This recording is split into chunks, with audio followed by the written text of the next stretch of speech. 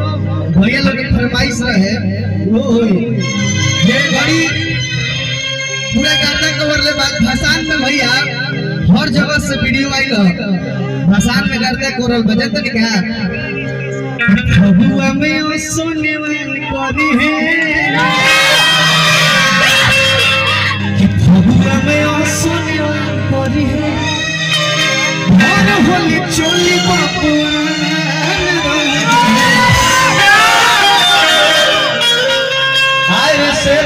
हमारा तापा के शेर सारा लोग के देखी गर्जन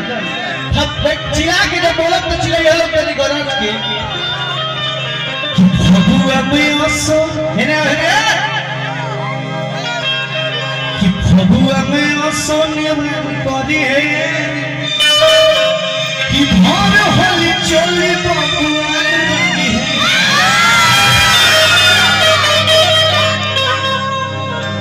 तेरे भाई लोग जो देख रही हो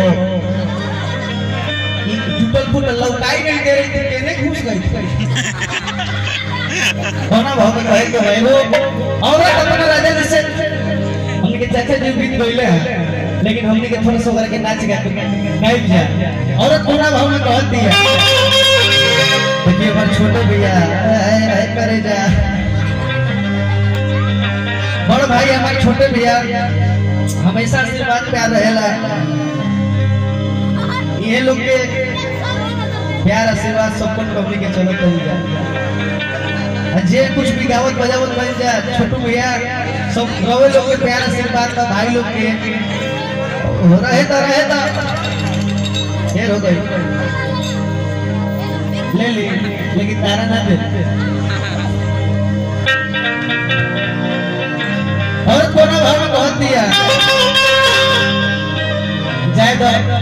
हो गई और ये सब पॉकेट खर्चा भैया कोना भाव में बहुत दिया औरत दिया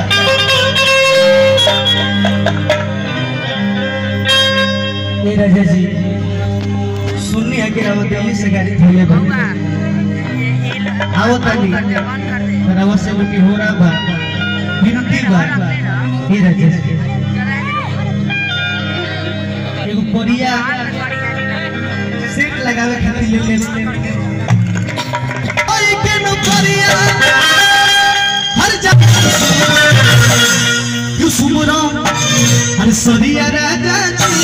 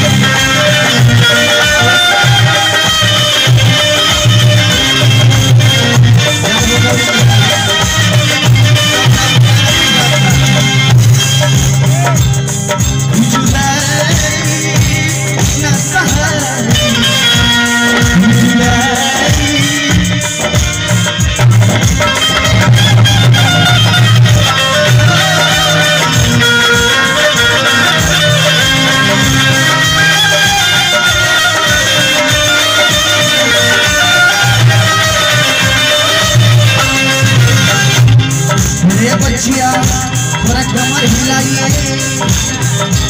सोना भाव में मुर्गी मारिए अरे मुर्गी मारिए मनीषा जी के सिस्टर है ना मनीषा जी बहुत अच्छा कलाकार बने भाव जाइए